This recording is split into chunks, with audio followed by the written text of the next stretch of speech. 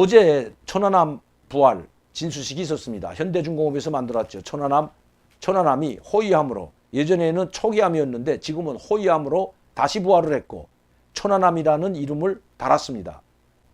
이 천안함은 엄청난 많은 장병들이 희생됐습니다. 북한의 어뢰 공격에 의해서 폭침당했고 결국 많은 사상자가 났습니다. 그런데 이 진수식에 최원일 전 대령인데 이 최원일 전 함장과 이 생존자, 그 천안함에 근무했던 병사들, 그 생존 병사들이 이 천안함 진수식에 참여하지 않았다는 가슴 아픈 기사가 실렸습니다. 왜 천안함, 자기의 몸과 같은 몸의 부분이라고 할 수 있는 이 천안함, 그리고 거기에서 희생되고 전사한 자기 전우들을 위해서라도 이 진수식에 기쁜 마음으로 참여해야 되지만 왜 참여하지 않았을까요?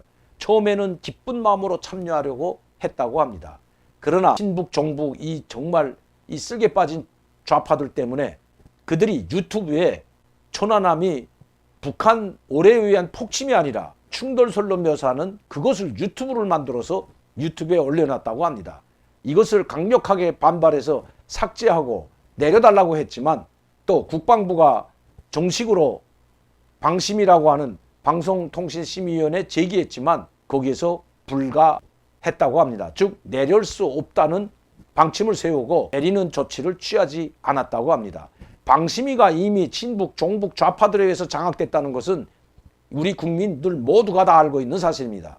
방송심의위원회, 급진 좌파들로 채워지고 그래서 이런 우리 국가와 국민을 목숨으로 지키다 전사한 그 장병들을 폄훼하고 그들의 명예를 훼손하는 이런 유튜브를 만들어 올렸는데도 불구하고 그것을 제지하지 않았다는 것은 그들과 똑같은 생각을 가진 자들이라고 하는 것은 이미 당연한 사실이기 때문입니다.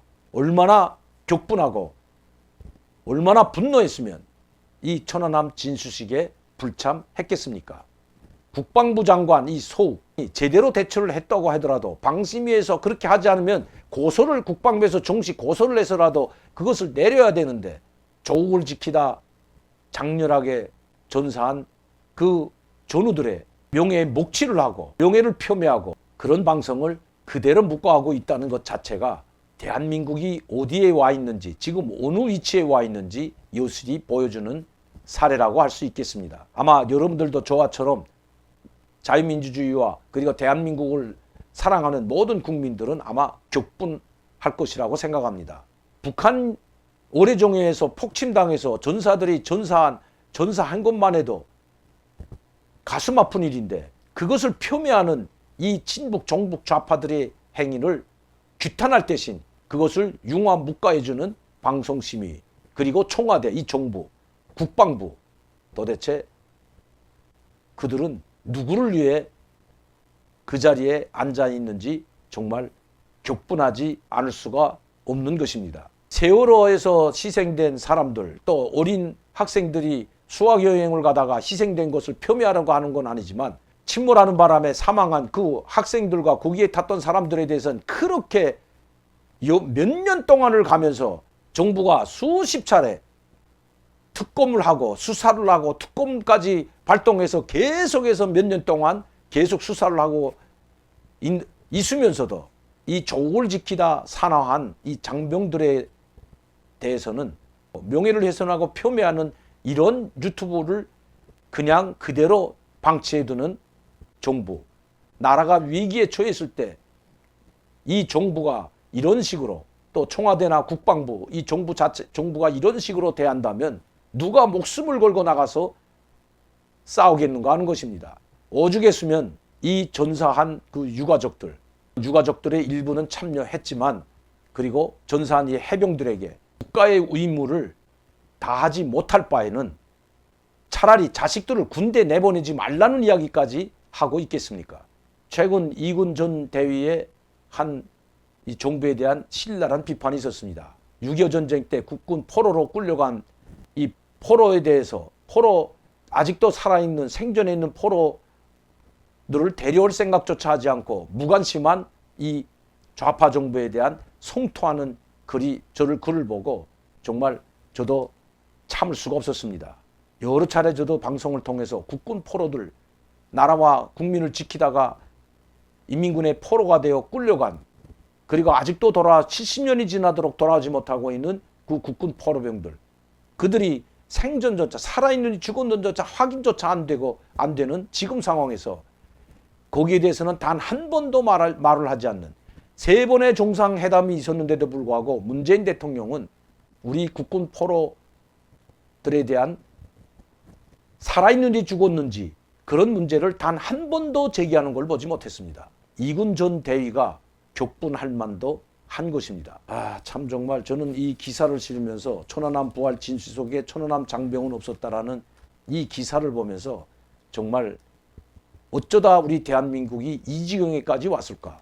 지금이라도 국방부 그리고 정부는 천안함 폭침, 인민군 폭침에 의해서 전사한 천안함 장병들에게 예의를 갖추고 방심이가 부러워하지 않은 이 유튜브, 그리고 음모설, 이 유튜브뿐만 아니라 음모설도 여러 가지 음모설이 나돌고 있는데도 방치하고 있는 데 대해서 사과를 하고 하루빨리 조치를 취해야 한다고 생각합니다. 천안함 장병들과 같은 이런 장병들이 없었다면, 이런 장병들이 있기 때문에 우리가 지금 일상생활을 하고 있고 국가의 안전과 국민의 생명이 지켜지고 있는데도 이런 대우를 받는다면, 또 이러한 몰상식한 사람들에 의해서 폄훼되고 또 각종 음모설로 비하하게 된다면 국민들의 지탄과 규탄을 면하지 못할 겁니다. 이제 얼마 안 있으면 3월 9일까지는 5개월 정도도 남지 않았는데 이 기간 동안에 이미 두 후보는 선출이 되었습니다. 국민의힘 후보, 야당 후보로는 윤석열 후보가 이제 당선이 되었고 이재명 후보가 여당에서는 당선이 되었습니다. 두 후보가 나왔는데 이런 문제를 짚고 넘어가는 후보가 누군지 똑똑히 기억해야 할 것입니다. 보수 우파 후보라고 해서 이 문제를 가볍게 넘어간다면 결코 국민들은 좌시하지 않을 것입니다.